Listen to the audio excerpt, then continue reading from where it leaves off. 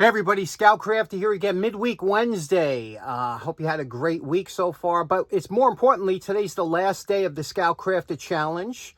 Midnight tonight is the cutoff deadline, so if you want to send a photo of your homemade screwdriver in, I'll have the email here. You can send it in, and by midnight tonight, and hopefully we got over 50 entries. What a fantastic challenge. So much fun was had. Thank you for participating. Couple things to get to today. First off, you remember a couple episodes ago, I asked you about the, we talked about the Kennedy assassination. And just out of curiosity, out of kind of a poll of our subscribers, how many of you thought there was something fishy involved with that? And what had happened, we had 21 people had said no, they don't think that, it was anything fishy involved. But we had 287 that thought, yeah, something wasn't right. It just, and it doesn't mean anything. It's just, it's just what you think. And again, thank you for participating in that poll. But it is interesting because, especially for you guys overseas, there's a vast majority of us Americans that don't have a lot of confidence in our politicians. And I know it seems like that around the world too. A lot of sketchy decisions being made, a lot of things. So, but that was an interesting poll, and thanks again for participating in that. It was very fun to see what you thought about that. Next up, this past weekend was the Connecticut Antique Machinery Association show in beautiful Kent, Connecticut. I attended it, and with my girlfriend, just had a fantastic time. Met some of you were there, and I shot some video because I wanted to bring you along. It was a beautiful day. It's always a light show, the spring show. It's 5 times as busy in the fall, but it isn't in the spring, and I never understood why. However, I shot some video. Come along with me. Check this out. It's a lot of cool stuff. Well, the weather was really beautiful. It was just a perfect day, and I got there early. It was only about 8:30 here. And it's funny, I'm looking around, and I say, oh, here's a nice table full of great stuff. And then I so you remember a couple weeks ago we did that perfect handle screwdriver? And I said, oh, if you ever see me buying another one, you could punch me in the face. So I had to make sure that nobody knew me when I picked this up and check it out. Look at the size of this thing. What a beauty, right? So I said, okay, I'm in the clear. I don't have to worry about getting wrapped in the face. And then this happened. How are you today? How are you, Scoutcrafter? How you doing? Oh, good. How's everything? Now, it turns out the table belonged to Don and his lovely wife, and I didn't recognize them because usually I see them in the, walking around the shows, not selling.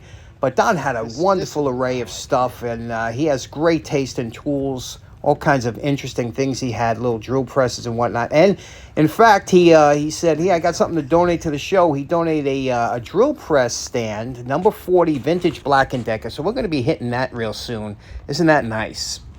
Okay, next up, this was another gift from Don, because he knows that the subscribers, we love to see this old-time stuff, especially in the original box and whatnot. What this is, it's called a RockACrib. You see that? And look, this is interesting, right? Look at the character of this gentleman here, with the glasses and everything. Or there's a ring around it. What is he portraying? Is he supposed to look like a doctor or a figure of authority? Maybe he was the inventor. I don't know. RockACrib, the natural way to lull baby to sleep, and fits all cribs. So what you would do is you would buy your crib, you would drill a hole. Now, so the cribs a lot of times came with wheels that you could pop off, but if they didn't, you would just drill a hole in here, and then you would replace the wheel with this spring, and you could see here how it would work. And when you put the 4 springs on there, you could give the kid a little rocking or whatever. And it says what a beautiful invention, huh? I mean, first of all, do people still use these type of cribs anymore, or are they all made of some kind of plastic or whatever? But isn't that a great invention? I just think this is so cool. Pat pending, and you can see here it says Die Engine Company, New York, USA. They used to make a lot of stuff in New York. Make stuff, actually. Anyway, thanks, Don. This is just great.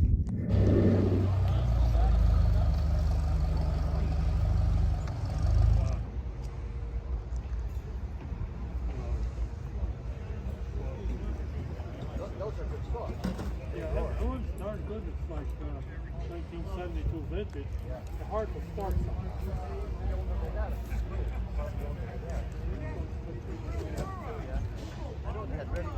Yeah, this is the one on that side.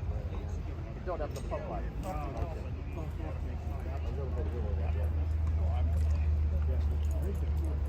Oh, you do?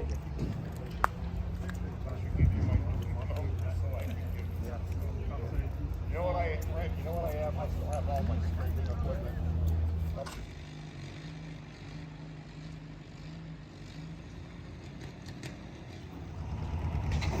Holy cow, look at that. I almost had a flashback to my early Tonka truck days seeing this bad boy.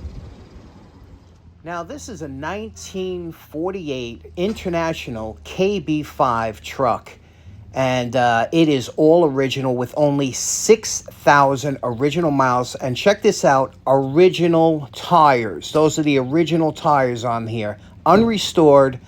What a beauty, huh? And this is some, look at the rear end on this thing. The interior. Now, the truck belonged to a fire department in Minnesota, and this gentleman got it. That's the original motor right there, 6,000 miles. I was just crazy about this. And Scoutcraft the red. How can you not love it, huh? What a beautiful truck to see in original condition. Patrick the Enabler was there, and here's Brian's spot. Brian. Now, you know Brian. This is one of the few pictures where he's not smiling. He's always got a smile on his face. Brian's got some great stuff always. A tarp full of fantastic stuff. But better than that, his prices are insane. Like Crazy Eddie, remember? You know how some guys got the dollar bin? Brian's like, hold my beer. He's got the 5 for $1 bin. He's got the 10 for $1 bin. And, you know, that's where Patrick's going through now because 357 Magdad wasn't there. And then we have, if you look over here, you see those knives? 12 for $1. 12 for $1 for utility knives. Brian's just a great guy. You got to see him. He'll be at Zagray next week.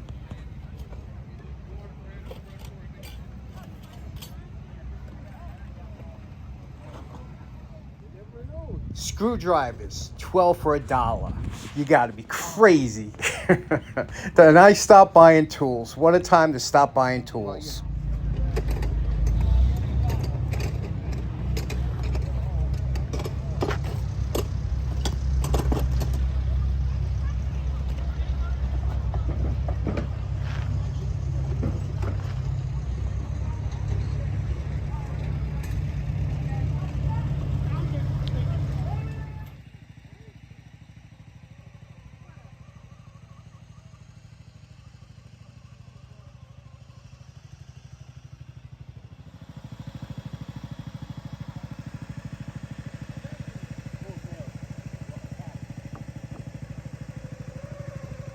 Next up, met these great bunch of guys that had some old motors there, nice ones, right? And they're all $20, $25. But they also had a bunch of old switches, and that's where, of course, we started talking. You know, I said, I love these old switches, and you know, we hit it off immediately. And the guy brought over a book to show me. You see this book? Western Electric. So I said, wow, I'm going to buy one on eBay. I guess not. Look at the prices of those books. Crazy.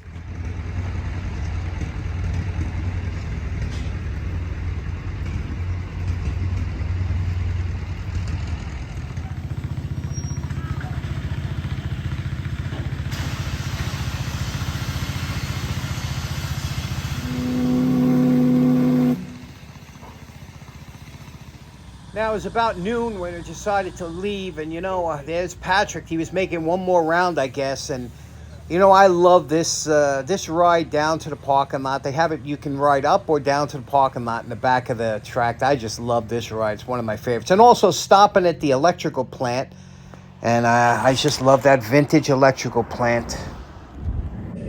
Now, as you know, I stopped buying tools, but you never know. Sometimes you come across something at the show. I always look for things that I think you would find interesting seeing restored or refurbished or whatever the case may be. This one here is just that. This is what's known as a brush axe. A lot of you might not have never used one. I was introduced to this actually in the service, but This thing works fantastic. I have one upstate I use all the time. A lot of times you need to cut some brush away or things like that, and you're not going to use your axe. You're not going to waste your chainsaw fuel. This is the perfect ticket for that. So it's really good. Again, you don't see them too often. This one here was made by Collins, and look at the shape of this thing, and look what I paid for it. Can you see that here? Let me turn this around without. There we go. I paid $1. That's right. It was kind of a joke. But I said, is that the real price? He said, sure. $1. Looks like maybe it was $4 at one time, and he took off $1. So, but it is extensively pitted and rusted and whatnot. I said, I'll use it. Look at this. But believe it or not, this is we could do this one of two ways, is what I want. Again, another vote from you. I could make this into a wall hanger, like a military style. I could paint it green, fill in some of that, make it like a wall hanger where it would look good on the wall. Or I can make this into a usable brush axe again. Now, here's the key with this. You see the handle is split. You see that? Now, what was nice about these, they used a traditional axe handle. So you didn't have to get a special handle. You got your regular axe handle. You put it in. And sometimes there was a little play, sometimes there wasn't, but they work no matter what. They're fantastic. You see this split going up here? I'm going to fix that. If we make it into a wall hanger, I will just glue it and paint it. If we're making it into a user, I'll wire wrap it. So let me know in the comments what you would like to see this made into. A wall hanger, retired, or a user. It won't look as good, but it'll be super strong. Let me know. Okay, next up, this tool I bought. I paid $5 for this. This is an adjustable spanner. I got this from Jimmy. It's a Williams, okay? Williams made fantastic stuff, as you can see. And this thing is in beautiful shape. And again, it's because we're going to be doing that other spanner that we got from Roger, the one that has a bend to it, which I think was put there on purpose, but we'll talk about it. But I don't have too many spanner nuts. Actually, I only have one on my mill, and that has a special wrench it comes with. But I always like these type wrenches. I just hope one day I'm going to get some equipment that has those type of nuts. So I picked this. Okay, so this is what I got from Brian, okay? And Brian, he never wants to take my money, but they were in the dollar box. How could you just look at them? They're beautiful, right? These are nice, and they're good practice. Now, this one here has got a little chip in, you can see, in the jaws, but believe me, otherwise, this will clean up beautifully. You can really make this into a nice giveaway for the Jacktown show. That's what I plan to do with this. And look at this one here. Look at the embellishments on here, and it says something on there. Can you read that on there?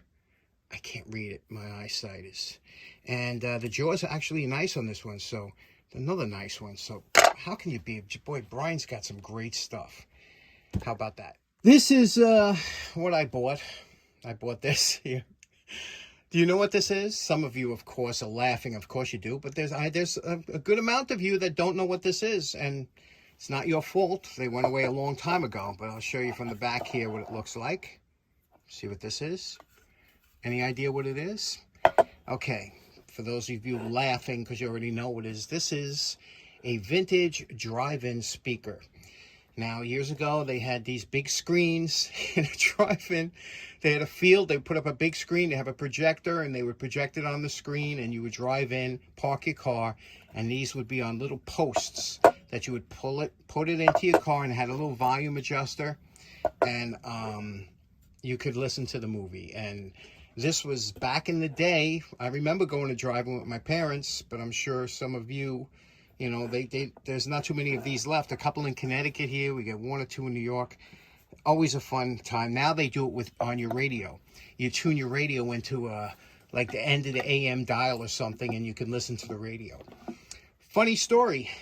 When I had a boat years ago, there was a big drive-in theater over in the Bronx, and we used to take the boat, and we used to drive over and dock the boat, with an anchor, and you could see the screen, and then we tune our radio in, and we'd get free movies from what. I mean, you didn't have a good seat, but I don't know. Okay, so what do you think? You think this will be a good restoration? Okay, so in closing, special thanks to Don and his lovely wife for the the drill press stand, the number 40 that we'll be getting to, and also for those the crib rockers. That's a lot of fun. Also, Brian for the pliers. We got a lot of things going on. We'll see you again on Friday. Hope you enjoy the rest of your week. Take care now. Bye-bye.